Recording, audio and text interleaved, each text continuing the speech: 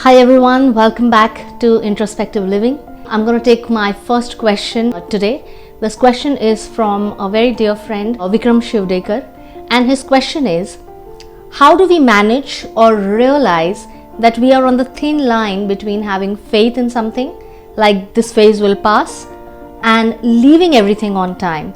That is, you give up on your faith thinking that time will heal everything. So basically the shift from faith in your self-abilities and the faith in time.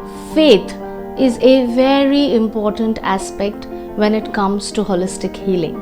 I believe that for me during my time in the ICU, there wasn't a shift in the faith in self-abilities and then towards the faith in time. I think faith lie in a pendulum for me during that period of time, where there were these two ends of having faith in my self-abilities and having faith in time.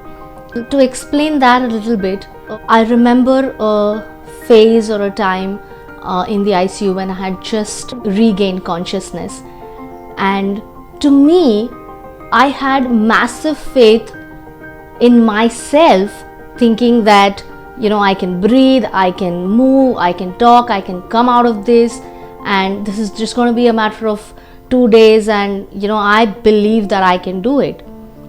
But when you don't see outcomes to it, when you don't see results, when after 15 days I realized that nothing has changed, I'm still there, nothing has moved, and I am not seeing the results that I expected, that is when the pendulum seemed to have shifted to the faith in time for me. That at that point of time I was, okay, now I can't do anything more. Only time can make this happen. Once you start believing that, you are actually letting time exploit your self-abilities. Sometimes you have to give time to your self-abilities. So for me, it was moving from one end of thinking that I can do it to the other end, thinking that I cannot do this anymore. What worked for me in the ICU was typically to be able to bring both the sides together and have a balance of the pendulum where you are letting time exploit your self-abilities.